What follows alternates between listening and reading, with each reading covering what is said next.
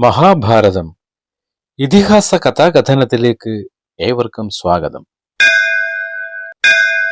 ദ്രോണാചാര്യൻ പാണ്ഡവ കൗരവ കുമാരന്മാരെ സകല അഭ്യാസമുറകളും പഠിപ്പിച്ചു കഴിഞ്ഞു.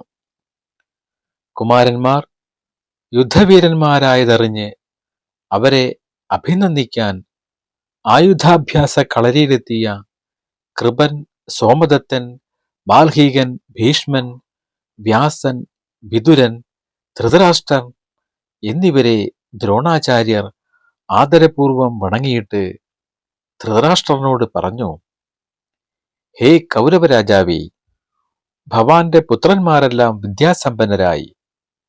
ഭവാന്റെ കൽപ്പനയുണ്ടെങ്കിൽ അവർ പഠിച്ച അഭ്യാസങ്ങളെല്ലാം രംഗഭൂമിയിൽ വെച്ച് കാണിച്ചു തരുന്നതാണ്. ധൃതരാഷ്ട്രന് ആ വാക്കുകൾ അത്യധികം സന്തോഷമുളവാക്കുന്നതായിരുന്നു. അദ്ദേഹം പറഞ്ഞു: ഹേ ഭരദ്വാജ, ഭവാൻ മഹത്തായ ഒരു കാര്യമാണ് പൂർത്തിയാക്കിയിരിക്കുന്നത്. ഇവരുടെ വിദ്യ അരങ്ങേറുവാൻ പറ്റിയ സമയവും സ്ഥലവും എവിടെയെന്നും എങ്ങനെ വിധിപ്രകാരം നടത്തണമെന്നും ഭവാൻ കൽപ്പിച്ചു തീരുമാനിച്ച് എന്നെ അറിയിച്ചാൽ മതി. അതിന് വേണ്ടതൊക്കെ ഞാൻ ചെയ്തു തരാം. എനിക്കത് കാണുവാനുള്ള ഭാഗ്യമില്ലെന്ന ഒരു സങ്കടം മാത്രം അവശേഷിക്കുന്നു. പുത്രന്മാരുടെ പാടവം കണ്ണുള്ളവർക്കെല്ലാം കണ്ട് ആനന്ദിക്കാമല്ലോ. വിതുരനെ നോക്കി രാജാവ് പറഞ്ഞു: വിതുര, എല്ലാം ഭവാൻ മേൽനോട്ടം വഹിച്ച് ചെയ്യുക. ഇതുപോലൊരു സന്തോഷം നമുക്ക് വേറെയില്ല. കൽപ്പന പ്രകാരം ചെയ്യാമെന്ന് വിതുരൻ ഏറ്റു. ദ്രോണാചാര്യൻ രംഗഭൂമി അളന്ന് തിട്ടപ്പെടുത്തി. സ്ഥലം നിരപ്പാക്കിച്ചു. വൃക്ഷലതാദികളില്ലാത്ത ഒഴിഞ്ഞ ഒരു സ്ഥലമായിരുന്നു അത്. നല്ല നാളും പക്കവും നോക്കി ഭൂമി പൂജ കഴിച്ചു. പിന്നെ അഭ്യാസപ്രകടന വിവരങ്ങൾ സമാജങ്ങളെ അറിയിക്കുവാൻ ആജ്ഞ കൊടുത്തു. ശില്പികൾ രംഗഭൂമിക്ക് ചുറ്റും ഭംഗിയുള്ള കാഴ്ചപ്പുരകൾ ഉണ്ടാക്കി. രാജാവിനും സ്ത്രീജനങ്ങൾക്കും ഇരുന്നു കാണാനുള്ള മഞ്ചങ്ങൾ നിർമ്മിച്ചു. ഈ നിർമ്മാണ പ്രവൃത്തികളിൽ സഹായിക്കാൻ നാട്ടുകാരും കൂടി. വലിയ വലിയ ശിബിരാദികളും നിർമ്മിച്ചു. കുമാരന്മാരുടെ ആയുധാഭ്യാസ പ്രകടനം നടത്തേണ്ട ദിവസം വന്നെത്തി. ധൃതരാഷ്ട്ര രാജാവും മന്ത്രിമുഖ്യന്മാരും കൃപനെയും ഭീഷ്മനെയും മുൻനിർത്തി രംഗഭൂമിയിൽ എത്തിച്ചേർന്നു. മോടിയോടെ അലങ്കരിച്ച കാഴ്ചപ്പുരകളിൽ അവർ വന്നു കയറി. ഗാന്ധാരിയും കുന്തിയും അണിഞ്ഞൊരുങ്ങി തോഴിമാരോടൊപ്പം പ്രത്യേകമൊരുക്കിയ മഞ്ചത്തിൽ കയറിയിരുന്നു. നാനാജാതിയിൽപ്പെട്ട ആളുകളും വന്നു ചേർന്നു. വാദ്യഘോഷങ്ങളാൽ മുഖരിതമായ ആ സ്ഥലം ക്ഷോഭിച്ച കടൽ പോലെ കാണപ്പെട്ടു. ഈ അവസരത്തിൽ വെളുത്ത താടിയും തലമുടിയുമുള്ള ആചാര്യൻ ദ്രോണൻ വെള്ള പൂണൂൽ ധരിച്ച് മകൻ അശ്വത്ഥമാവും ഒന്നിച്ച് വേദിയിൽ വന്നു. ദ്രോണൻ അധ്യക്ഷപീഠത്തിൽ കയറിയിരുന്നു. എല്ലാം മംഗളമായി അവസാനിക്കാനുള്ള പൂജ ബ്രാഹ്മണരെ കൊണ്ട് ദ്രോണൻ ചെയ്യിപ്പിച്ചു. പ്രവേശന കവാടത്തിൽ പുണ്യാഹം തളിച്ചു കഴിഞ്ഞപ്പോൾ മഹാരഥന്മാരുടെ പക്വതയിലെത്തിയ കുമാരന്മാർ പ്രവേശിക്കാൻ തുടങ്ങി. പാണ്ഡവരിൽ ധർമ്മനായിരുന്നു മുന്നിൽ. ദുര്യോധനനായിരുന്നു മുന്നിൽ നിന്ന് അവരെ നയിച്ചു വന്നത്. ഓരോരുത്തരും അവരവരുടെ മുറയനുസരിച്ച് ആയുധപ്രയോഗങ്ങൾ കാണിച്ചു തുടങ്ങി. ചെറിപ്പായുന്ന അമ്പുകൾ തങ്ങൾ കേൾക്കുമോ എന്ന് കാണികൾ ഭയപ്പെട്ടു. അസ്ത്രവിദ്യ പ്രദർശിപ്പിക്കുന്നതിനൊപ്പം അവർ കുതിരകളുടെ പുറത്തു കയറി അഭ്യാസങ്ങൾ കാണിക്കുവാനും തുടങ്ങി. ഓരോ വില്ലിന്റെയും മുറകളും തേരോടിക്കുന്ന ക്രമങ്ങളും ഗജാശ്വങ്ങളുടെ ഗതിയും മല്ലയുദ്ധവും അവർ രംഗത്ത് പ്രദർശിപ്പിച്ചു. ഭീമനും ദുര്യോധനനും തമ്മിൽ ഗദായുദ്ധം മത്സരം അരങ്ങേറി. ഇടവും വലവും ചുറ്റും അവർ മണ്ഡലം ചുറ്റി. ധൃതരാഷ്ട്രന് വിതുരനും ഗാന്ധാരിക്ക് സഞ്ജയനും കുമാരന്മാരുടെ പ്രകടനങ്ങൾ കാണുന്ന വിധം വിവരിച്ചു കൊടുത്തുകൊണ്ടിരുന്നു. ഗാന്ധാരി കണ്ണുകെട്ടിയാണ് ഇരിക്കുന്നത്. ദുര്യോധനന്റെയും ഭീമന്റെയും പ്രകടനങ്ങൾ മുറുകിയപ്പോൾ കാണികൾ രണ്ടു പക്ഷം ചേർന്ന് ആർപ്പുവിളികൾ മുഴക്കി. മത്സരത്തിന്റെ സ്വഭാവം വിട്ട് ഭീമ ദുര്യോധനന്മാർ കാര്യമായിട്ടാണ് ഗദപ്രയോഗം നടത്തുന്നതെന്ന് ദ്രോണാചാര്യന് മനസ്സിലായി. കൂടുതൽ രംഗം വഷളാകാതിരിക്കാൻ ആചാര്യൻ അശ്വത്ഥമാവിനോട് പറഞ്ഞു, അശ്വത്ഥമാവേ, പയറ്റ് നിർത്തുവാൻ അവരോട് പറയൂ, അവരെ തടുക്കൂ. ഭീമ ദുര്യോധനന്മാർ കാരണം രംഗഭൂമിയിൽ പ്രകോപനമുണ്ടാകരുത്. ഉടനെ ഗുരുപുത്രൻ ഓടിച്ചെന്ന് അവരുടെ ഗദായുദ്ധം അവസാനിപ്പിച്ചു. ഉടനെ എഴുന്നേറ്റ് ദ്രോണൻ വാദ്യമേളക്കാരെ നോക്കി കൈ ഉയർത്തി. രംഗം നിശബ്ദമായി. ദ്രോണൻ ഉച്ചത്തിൽ പറഞ്ഞു, മഹാജനങ്ങളെ, എന്റെ പുത്രനേക്കാൾ എനിക്ക് പ്രിയങ്കരനായ അർജുനൻ ഇതാ രംഗപ്രവേശം ചെയ്യുകയാണ്. നിങ്ങൾ ആ വീരന്റെ പ്രകടനങ്ങൾ കാണുവിൻ. കയ്യുറ ധരിച്ച് വില്ലും ആവനാഴിയും ധരിച്ച് അർജുനൻ രംഗഭൂമിയിലേക്ക് കടന്നു വന്നു. അർജുനനെ കണ്ട മാത്രയിൽ കാണികൾ ആർപ്പ് വിളിച്ചു. കുന്തി കൂടുതൽ ആഹ്ലാദത്തോടെ പുത്രനെ നോക്കിയിരുന്നു. ഉടനെ വാദ്യഘോഷാദികൾ മുഴങ്ങി, മംഗളധ്വനികൾ മുഴങ്ങി.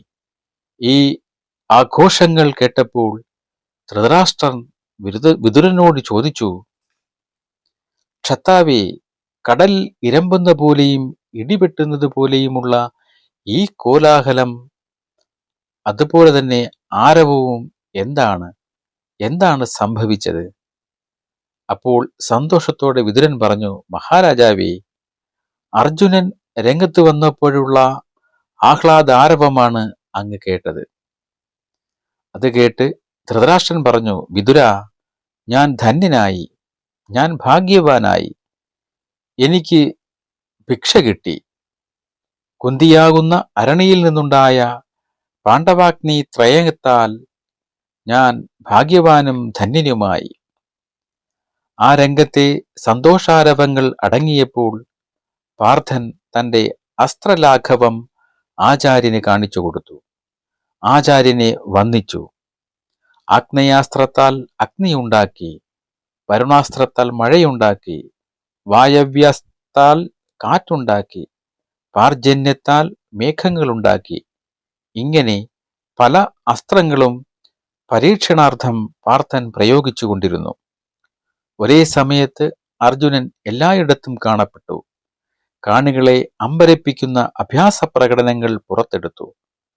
അർജുനൻ ഏറെക്കുറെ തന്റെ പ്രകടനങ്ങൾ നടത്തിക്കഴിഞ്ഞപ്പോൾ എല്ലാവരും പ്രവേശന കവാടത്തിലേക്ക് ശ്രദ്ധിക്കുവാൻ തുടങ്ങി.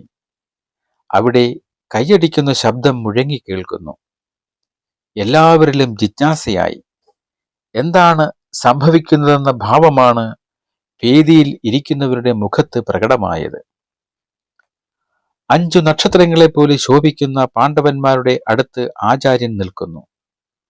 അശ്വത്ഥമാവിനോടും 100 പേരോടും കൂടി ശോഭിച്ചു നിൽക്കുന്ന ദുര്യോധനൻ. ഇവരെല്ലാവരും പ്രവേശന കവാടത്തിലേക്ക് ഉറ്റുനോക്കുകയാണ്. ഏതു മഹാനാണ് വരുന്നത്? എല്ലാവരും ആകാംക്ഷയോടെ നിന്നപ്പോൾ അതാ നടന്നു വരുന്നു സൂര്യ തേജസ്വിയായ കവചകുണ്ടലധാരിയായ കർണൻ. വില്ലും വാളും കയ്യിലുണ്ട്. പുറത്ത് കെട്ടിയുറപ്പിച്ചിട്ടുള്ള ആവനാഴി. ഒരു കുന്നിന്റെ തലയെടുപ്പൂടെയാണ് ആ നടത്തം. സൂര്യപുത്രനായ കർണൻ. രംഗഭൂമിയിലേക്ക് നടന്നു വന്ന കർണൻ മധ്യത്തായി നിന്നിട്ട് എല്ലാവരെയും ചുറ്റും വീക്ഷിച്ചു. വലിയ ആദരം കാണിക്കാതെ ദ്രോണകൃപന്മാരെ അധികം വളയാതെ നിന്ന് ഒന്ന് കൈകൂപ്പി. ഇത് ആരെന്ന ഭാവത്തിൽ അത്ഭുത സ്ഥിരത നേത്രരായി എല്ലാവരും ആ യുവാവിനെ നോക്കി നിന്നു. എല്ലാവരും കേൾക്കെ ഘനഗംഭീര ശബ്ദത്തിൽ കർണൻ അറിയപ്പെടാത്ത തന്റെ അനുജൻ അർജുനനെ നോക്കി പറഞ്ഞു, ഹേ പാർത്ഥ, നീ ചെയ്ത വിദ്യകളൊക്കെ കുറെ കൂടി മെച്ചമായ രീതിയിൽ ഈ കാണികളുടെയെല്ലാം മുമ്പിൽ വെച്ച് ഞാൻ കാണിക്കാം. നീ അത്ര കേമനൊന്നുമാകണ്ട. ഇതു കേട്ട മാത്രയിൽ കാണികളെല്ലാം ഇരുന്നിടത്തു നിന്നും എഴുന്നേറ്റു. ദുര്യോധനൻ ആഹ്ലാദത്താൽ മതിമറന്ന് സന്തോഷിച്ചു ചുറ്റും നോക്കി. പിന്നെ കർണനെ തന്നെ ഉറ്റുനോക്കി. തന്നെ വെല്ലുവിളിക്കുന്ന കർണനോട് അർജുനന് കൗതുകവും ക്രോധവും ഉണ്ടായി. ദ്രോണാചാര്യന്റെ അനുമതിയോടെ കർണൻ അർജുനൻ ചെയ്ത വിദ്യകളെല്ലാം കാണിച്ചു തുടങ്ങി. കർണന്റെ അഭ്യാസ പ്രകടനങ്ങൾ കഴിഞ്ഞ ഉടനെ ദുര്യോധനൻ 100 സഹോദരങ്ങളുമായി ഓടി കർണന്റെ അടുത്തു ചെന്ന് അഭിനന്ദിച്ച് കെട്ടിപ്പിടിച്ചു. സന്തോഷത്തോടെ ദുര്യോധനൻ പറഞ്ഞു, കർണ, ഈ സന്ദർഭത്തിൽ നീ എത്തിയത് എന്റെ ഭാഗ്യം. ഞാനും ഈ കുരുരാജ്യവും നിന്റെ ഇഷ്ടം പോലെ നിനക്ക് എന്നും അധീനമാണ്. കർണൻ പറഞ്ഞു, അങ്ങു ചെയ്ത ഉപകാരങ്ങളെല്ലാം ചെയ്തുവെന്ന് ഞാൻ വിചാരിക്കുന്നു. ഭവാൻ എന്നും എൻ്റെ ആത്മമിത്രമായിരിക്കും. എനിക്ക് പാർത്ഥനോട് ദ്വന്ദ്വയുദ്ധം ചെയ്യണമെന്ന് ആഗ്രഹമുണ്ട്. ദുര്യോധനൻ പറഞ്ഞു, ഭവാൻ എന്നോടൊപ്പം സകല സുഖങ്ങളും അനുഭവിക്കുക. സുഹൃത്തിന് പ്രിയം ചെയ്യുന്നവനാകുക. ശത്രുക്കളുടെ ശിരസിൽ ഹേ വീര നീ കാൽ വയ്ക്കുക. ദുര്യോധനൻ തന്നെ നിന്ദിക്കുന്ന വിധം പറഞ്ഞ വാക്കുകൾ കേട്ട് മല പോലെ ഇളകാതെ നിൽക്കുന്ന അർജുനൻ പറഞ്ഞു, ഹേ കർണ, വിളിക്കാതെ ചൊല്ലുന്നവർക്കും ചോദിക്കാതെ കയറി പറയുന്നവർക്കുമുള്ള ലോകങ്ങളിലേക്ക് മടങ്ങി വരാത്ത വിധം ഞാൻ നിന്നെ അയക്കുന്നുണ്ട്. ചൊടിച്ചുകൊണ്ട് കർണൻ പറഞ്ഞു, ഈ രംഗം എല്ലാവർക്കും സമമാണ്. ഹേ ഫൽഗുന, നിനക്ക് മാത്രം എന്താണ് ഇത്ര പ്രത്യേകത? ക്ഷത്രിയന്മാർ വീരശ്രേഷ്ഠന്മാരാണ്. കഴിവില്ലാത്തവർ വെറുതെ പ്രസംഗിച്ചു കൊണ്ടിരിക്കും. അവർക്ക് അത് ആണ് ഒരു ആശ്വാസം. കഴിവുള്ളവർ പ്രവർത്തിച്ചു കാണിക്കും. എന്തിന് വമ്പ് പറയുന്നു? അമ്പുകൊണ്ടാകാം സംസാരം. ഗുരുവിന്റെ കൺമുൻപിൽ വെച്ച് ഞാൻ നിന്റെ ശിരസ് ശരം കൊണ്ട് ഖണ്ഡിക്കാം. ദ്രോണന്റെ അനുമതിയോടെ കർണനുമായി പൊരുതാൻ അർജുനൻ മുന്നോട്ട് വന്നു. ദുര്യോധനാദികളുടെ സ്നേഹാദരങ്ങൾ ഏറ്റുവാങ്ങി വില്ലും അമ്പുമായി കർണനും മുന്നോട്ട് വന്നു. ഉടനെ ആകാശത്ത് കാർമേഘങ്ങൾ വന്നു മൂടി. ആ മേഘങ്ങളുടെ മറവിൽ നിന്ന് ഇന്ദ്രൻ ഈ രംഗം വീക്ഷിക്കുന്നുണ്ടായിരുന്നു. പെട്ടെന്ന് സൂര്യന്റെ കിരണങ്ങൾ മേഘങ്ങളെ കീറി തെളിഞ്ഞു നിന്നു. സൂര്യന്റെ പ്രഭയിൽ സൂര്യപുത്രൻ കർണൻ തിളങ്ങി നിന്നു. കർണന്റെ ഭാഗത്ത് ദുര്യോധനാദികളും പാർത്ഥന്റെ ഭാഗത്ത് ദ്രോണ കൃപന്മാരും നിന്നു. ഉടനെ സ്ത്രീകളുടെ ഇടയിൽ നിന്നും കൂട്ട നിലവിളി ഉയർന്നു. പരസ്പരം പോരാടാൻ ഉറച്ചു നിൽക്കുന്ന പുത്രന്മാരെ കണ്ട് കുന്തി ബോധം കെട്ട് വീണതായിരുന്നു. പ്രപഞ്ച രഹസ്യങ്ങളും കുന്തി കർണബന്ധവും അറിയാവുന്ന വിതുരൻ ഗംഗാജലം കുന്തിയുടെ മുഖത്ത് തളിച്ചു.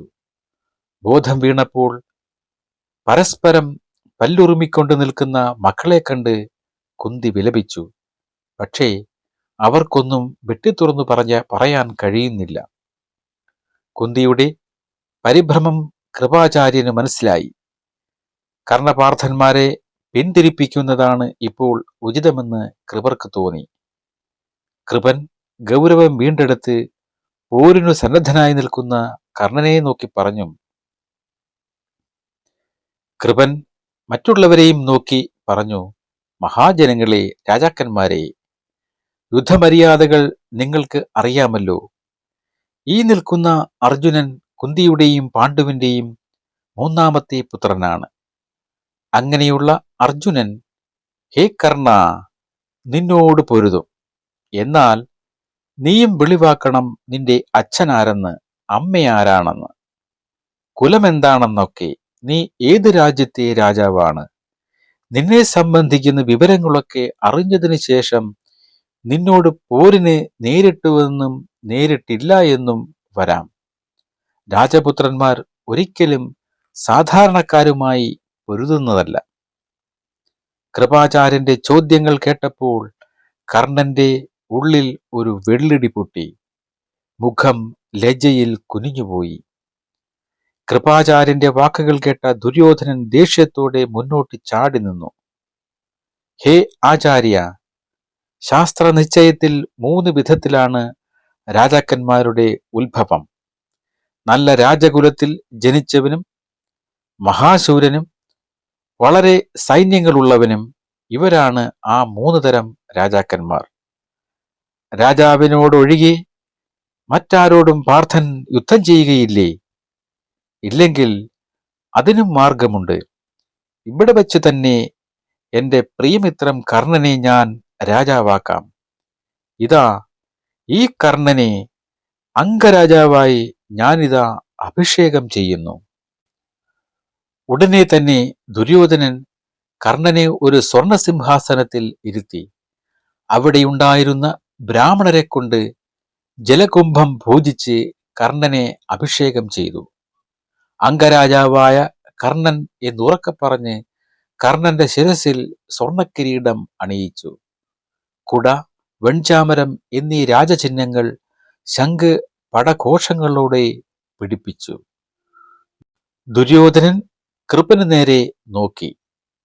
ഏറ്റവും കൃതജ്ഞതയോടെ കർണൻ ദുര്യോധനനോട് ചോദിച്ചു, ശ്രേഷ്ഠനായ രാജാവേ, ഈ രാജ്യദാനത്തിന് ഒന്നും ഇല്ലാത്ത ഞാൻ എന്താണ് ഭവാന് നൽകേണ്ടത്? പറഞ്ഞാലും ഞാനത് ചെയ്യുന്നതാണ്. എനിക്ക് ഒത്തവിധം ഞാൻ ചെയ്യുന്നതാണ്. മൃദു മന്ദസ്മിതത്തോടെ ദുര്യോധനൻ പറഞ്ഞു, കർണ, നീ എന്നും എന്റെ ആത്മമിത്രമായിരിക്കണം. അത് മാത്രം മതി. മഹാമനസ്കനായ ദുര്യോധനന്റെ വാക്കുകൾ കേട്ട് കർണൻ അങ്ങനെയാകട്ടെ എന്ന് മറുപടി പറഞ്ഞു. അതിരറ്റ സ്നേഹത്താൽ ഇരുവരും ആലിംഗനം ചെയ്തു. ഈ സന്ദർഭത്തിൽ മേൽമുണ്ടഴിഞ്ഞ് കിഴിഞ്ഞ് വിയർത്തൊലിച്ച് വിറച്ച് മുളവടി കുത്തിപ്പിടിച്ച് കിതച്ച് വൃദ്ധനായ ഒരാൾ രംഗത്തേക്ക് വരുന്നു. അദ്ദേഹത്തെ കണ്ട മാത്രയിൽ വില്ല് താഴെ വെച്ച് കർണൻ ഓടി അടുത്തു ചെന്നു. ശിരസ് കുനിച്ചു കൈകൂപ്പി കർണൻ ഭക്തിയോടെ നിന്നു. ആ വൃദ്ധൻ പുത്ര എന്ന് വിളിച്ച് കർണനെ തലോടി ശിരസിൽ ചുംബിച്ചു. ഇത് കണ്ടു നിന്ന പാണ്ഡവർ ഇവൻ സൂതപുത്രൻ, സൂതപുത്രൻ എന്ന് ഉറക്കെ ആർത്തു ചിരിച്ചു. ഭീമൻ പറഞ്ഞു, എടാ സൂതപുത്ര, നീ പാർത്ഥന്റെ കയ്യൂക്കുകൊണ്ട് പോരിൽ ചാകരുത്. നീ നിന്റെ കുലത്തിന് യോജിച്ച ചമ്മട്ടി കയ്യിലെടുക്കൂ. നരാധമ, അംഗരാജ്യം വാഴുവാൻ പോകുന്നത് നീയാണോ? ഭീമന്റെ പരിഹാസ വാക്ക് കേട്ട് കർണൻ മറുപടിയൊന്നും പറഞ്ഞില്ല. പക്ഷേ ഭീമന്റെ പരിഹാസ വാക്കുകൾ കേൾക്കാൻ ശക്തിയില്ലാതെ കുന്തി ചെവി രണ്ടും പൊത്തി കുനിഞ്ഞിരുന്ന് തേങ്ങിക്കരഞ്ഞു. എന്നാൽ ദുര്യോധനന് ഭീമന്റെ വാക്കുകൾ സഹിച്ചില്ല. അവൻ ഭീമനോട് ഗർജിച്ചു പറഞ്ഞു, എടോ വൃക്കോത്തര, ഇത്തരം നീചവാക്കുകൾ നിനക്കു ചേർന്നതല്ല. ക്ഷത്രിയർക്ക് മേന്മയാണ് ബലം, യുദ്ധമാണ് പ്രവൃത്തി. ശൂരന്മാരുടെയും നദികളുടെയും ഉത്ഭവ രഹസ്യം ആരും അന്വേഷിക്കാറില്ല. വിശ്വം വ്യാപിക്കുന്ന അഗ്നി വെള്ളത്തിൽ നിന്നാണ് ഉണ്ടാകുന്നത്. ദധീചി മുനിയുടെ അസ്ഥി കൊണ്ട് ഇന്ദ്രൻ വജ്രായുധം ഉണ്ടാക്കിയത് അറിയില്ലേ? കാർത്തികേയൻ ആരുടെ പുത്രനാണെന്നറിയാമോ? ചിലർ പറയുന്നു ശിവപുത്രനാണെന്ന്. അമ്മ കൃതികമായോ മാരോ ഗംഗയോ ആരാണെന്ന് കൂടി അറിയുന്നില്ല. ആചാര്യൻ ദ്രോണത്തിൽ നിന്ന് ഉണ്ടായവനല്ലേ? ഈ നിൽക്കുന്ന കൃപൻ എവിടെ നിന്നുണ്ടായി? പുൽത്തണ്ടിൽ നിന്നല്ലേ ഉണ്ടായത്? നിങ്ങളൊക്കെ ഉണ്ടായതും എങ്ങനെയാണെന്ന് എനിക്കറിയാം. കർണനെപ്പറ്റി അധിക്ഷേപിക്കുവാൻ നിനക്കെന്താണ് യോഗ്യത? ജനിച്ചപ്പോൾ തന്നെ ശോഭിക്കുന്ന കുണ്ടലങ്ങളും കവചങ്ങളും ചേർന്ന മഹാപുരുഷനു ചേർന്ന സർവലക്ഷണങ്ങളും തികഞ്ഞ ആദിത്യനെ പോലെ ഇരിക്കുന്ന ഇവൻ ഒരിക്കലും ഒരു സാധാരണക്കാരനല്ല. പുലിയെ മാൻപേട പ്രസവിക്കുകയില്ല. ഈ മഹാൻ അംഗരാജ്യത്തിനു മാത്രമല്ല ഭൂമി മുഴുവൻ ഭരിക്കുവാൻ പോന്നവനാണ്. ഈ മഹാന്റെ അജ്ഞാനവൃത്തിയായ ഞാനും എന്റെ ഈ കയ്യൂക്കും ഇരിക്കുമ്പോൾ ആർക്കും ഞാൻ ചെയ്ത കർമ്മം ബോധിക്കുന്നില്ലയോ? എങ്കിൽ അവൻ തേരിൽ കയറി വില്ല് കുലച്ച് എന്നോട് യുദ്ധത്തിനു വരട്ടെ. ആരും ഒരക്ഷരം മറുപടി പറഞ്ഞില്ല. സൂര്യൻ അസ്തമിക്കാറായി. കർണന്റെ കൈക്ക് പിടിച്ചുകൊണ്ട് ദുര്യോധനൻ ആ രംഗഭൂമിയിൽ നിന്നും പുറത്തേക്കിറങ്ങി.